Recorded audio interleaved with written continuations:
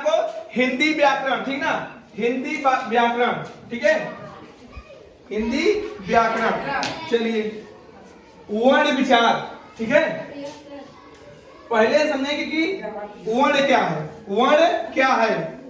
वर्ण वह छोटी छोटी स्वरयुक्त ध्वनियां हैं जिसके और टुकड़े नहीं किए जा सकते हैं, ठीक ना, जिसके और टुकड़े नहीं किए जा सकते क्या कहते हैं? वर्ण कहते हैं। जैसे देखिए का, छोटी ई, या, रा, छोटा या, ठीक ना, दिख रहा है ना, ये सब क्या है? वर्ण है, ठीक ना।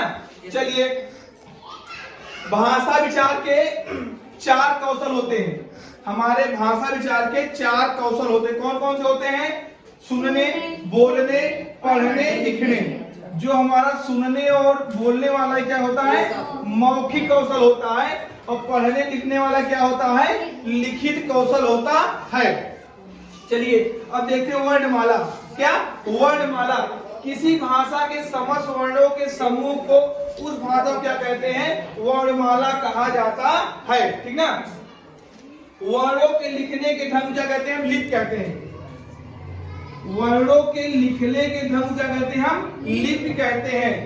संस्कृत और हिंदी भाषाएं देवनागरी में लिखी गई। इसमें देवनागरी में लिखी गई है। जो हमारे वर्णमाला देखिए आ ई उ ए का खा आदि ना, ठीक, ये हमारे क्या है? वर्णमाला। चलिए अब देखते हैं वर्ण के भेद। कितने वर्ण के भेद? हिंदी भाषा में वर्ण के 2 भेद है। कितने?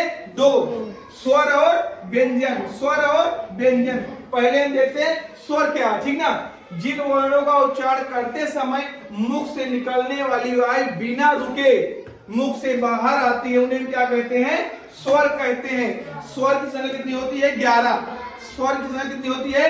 11 होती है। देखिए यहाँ पर लिखा है आ, बड़ा, ई, छोटी, उ, बड़ा उ, ऋषि, ए, आई, ओ, औ। ये हमारे 11 क्या होते हैं? स्वर होते हैं, ठीक है। कितने होते हैं? स्वर। चलिए अब देखते हैं स्वर के भेद। स्वर के कितने भेद हैं? 3 भेद हैं। हास्य स्वर, दीर्घ स्वर और प्लुत स्वर, ठीक ना।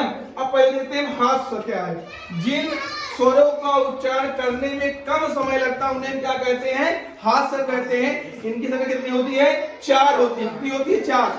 छोटा, छोटी, छोटा और ऋषि। दीर्घ स्वर, जिन स्वरों का उच्चारण करने में हाथ स्वर के दुगना समय लगता है उन्हें क्या कहते हैं? दीर्घ स्वर कहते हैं। इनकी संख्या कितनी होती है? 7 होती है। कितनी? 7। बड़ा, बड़ी, बड़ाऊ, ए, आई, ओ, औ, ठीक ना।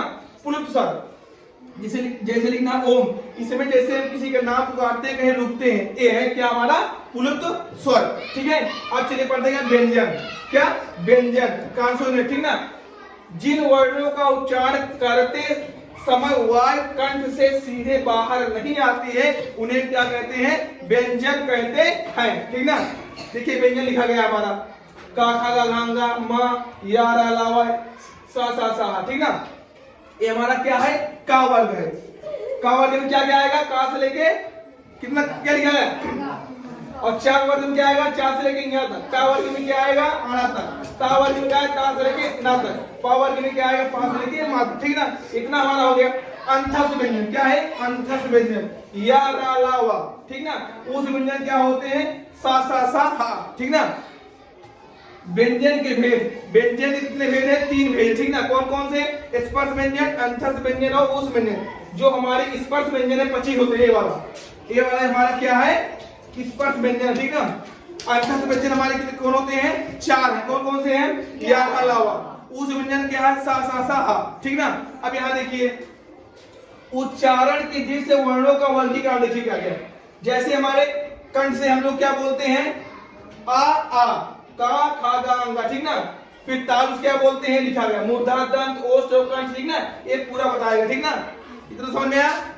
किसी कोई दिक्कत?